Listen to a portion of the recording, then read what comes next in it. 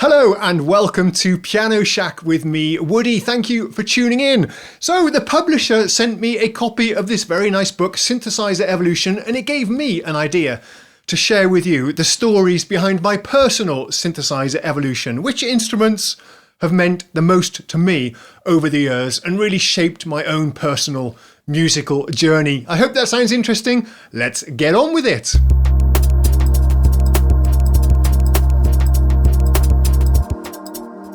It all started with the Korg Ms-20. Now, prior to my father purchasing this synthesizer, he did bring home from work some scientific test equipment like oscilloscopes that we used to talk into, look at the waveform, signal generators and so on, which was really exciting for me as a small child. And he in fact encouraged me to fill out a school exercise book with information about how synthesizers work, with the promise that if I did that and really understood them, then he'd buy a synthesizer for us one day, which was really cool because, of course, as a young child, I was really influenced by all the synthesizer hits of the time, stuff like Gary Newman, Tubeway Army, some very early Depeche Mode, OMD, that kind of thing. So yeah, having a synthesizer was a bit of a dream. So I remember quite clearly Christmas morning as me and my sister went down the stairs and we heard strange bleeping and blooping sounds coming out from the study.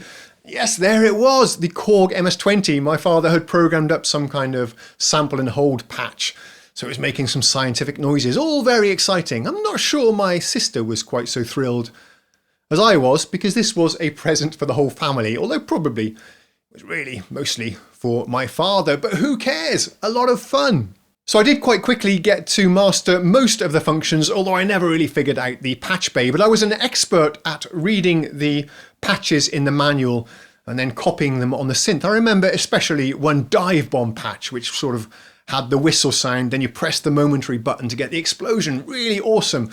Me and my friends loved playing around with that. And by the way, my father still has the Ms-20. It's still in the box since about 1985.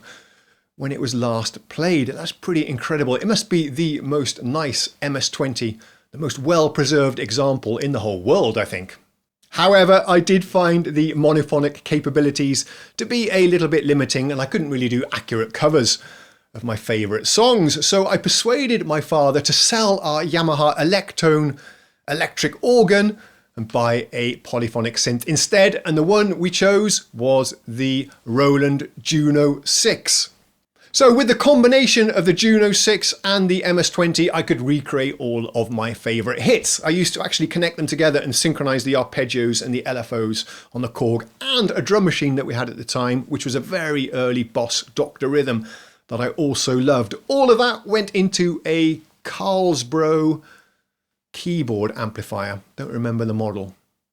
I started working at a very early age of 16, which gave me the funds to start buying my own synthesizers. And the first ones I picked up was a CZ1000, CZ101 from Casio, phase modulation synthesizers. Both of those I bought used. I can't remember the details of where I bought them, and I don't remember where I eventually sold them to either. I think both of those I loaned out and never got back, but that's the way these things go. But the Casio CZ1000 and the Juno 6 was my gigging rig for a couple of years when I was playing in a synth duo. That was a really great combo, actually. I became quite expert at dialing in the sounds of the Juno 6. It doesn't have any presets in between the songs. About this time, I picked up an Atari ST computer and started getting into sequencing. The D50 had also come out, which was an amazing synthesizer, but actually more than I could afford. But about the same time, or shortly after, the MT32 came out, which was amazing. It was a sound module that had the same sort of sound characteristics of the D50, but it was multi-timbral, so it could play several different sounds at once on different MIDI channels, which is something the D50 couldn't do. Plus, the MT32 was very affordable, and it was the perfect thing to hook up with my sequencer and start programming some tracks. And some of the tracks I performed and composed on the Atari were actually used in the music stores as demos for the MT32, so I probably helped sell a few along the way. I was programming house music, I think, at the time. I was doing a lot of live gigging at this time, and I used to control the MT32 with the Casio, but it was a bit of a cumbersome setup. Eventually, I bought a Roland D10, which was another pretty affordable multi-timbral synthesizer with similar sounds to the D50. I absolutely loved my D10, gigged with it for years, and eventually upgraded to a D20, which was the same thing, but with a sequencer. And again, I did a lot of intensive sequencing on that thing. Even though it was so limited, I did more sequencing there than I do these days using all the modern tools that we have. That's pretty strange, isn't it?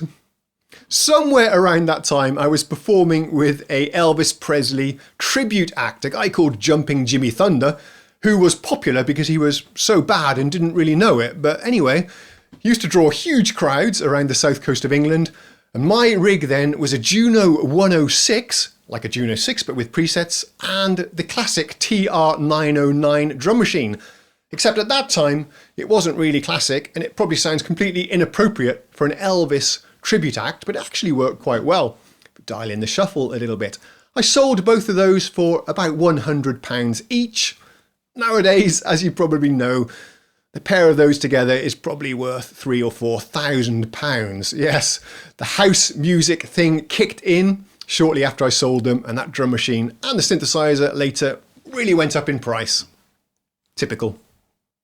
Did I mention the Roland D10? This is also a really important synthesizer to me because I used to gig with that one also for a couple of years, really intensively, 4 or 5 nights every week. And that was my workhorse synthesizer. It was really great until I broke a few keys. And then I think about this time was when I was starting to play with soul bands and needed something with better Hammond organ and Rhodes and that kind of thing. I did eventually go on to own several Nord Electros, which was the answer to my electromechanical prayers. But that's not listed in this book because I guess it's just focusing on synthesizers. But one other synthesizer from Clavier or Nord that meant a lot to me, I've owned several of them, is the Nord Lead. When I saw this for the first time in 1995, I was pretty blown away. At this time, most of the synthesizers were Rompler kind of instruments without much in the way of control panels and real-time controls for adjusting the parameters of the synthesizer. You were pretty much menu diving in a little LCD. So this was something quite new. It was bright red and built like a tank. I remember seeing them in the music shops and just being so impressed by the feel and the fit and finish of these things, which still holds true today. It's a synth I really, really love. I probably owned about 4 or 5 of them over the years, and I'm tempted to buy another one, to be honest. You never forget your first sampler, and for me it was the Casio SK1 and SK5, probably around 1987. I used to gig with these with my synth duo, and we used to ask the audience to record in phrases into the inbuilt microphone and then trigger them during the performances. We did covers of like Jack Your Body and stuff like that, and more cheesy stuff, to be honest. But at this time, no one had really seen a sampler before, and the audience were pretty much stunned when we did these tricks. So I think that's pretty much it. Obviously, I've owned many, many more synthesizers than that, but those are the instruments that meant the absolute most to me and that I have the most fond memory and nostalgia for. And they were the most groundbreaking synths as well at their time in history. So yeah, for me, that's my own personal synthesizer evolution and some personal highlight instruments for me. I'd love to hear from you in the comments what your synthesizer evolution is, what instruments have meant the most to you, and if you like my own personal journey as well. Love to hear from you. Look forward to reading the comments. Thanks for watching this little video. Thanks for the book as well by Ole Freke. I'll leave links in the description if you want to check it out. It's pretty nice. I'll see you next time. Cheerio.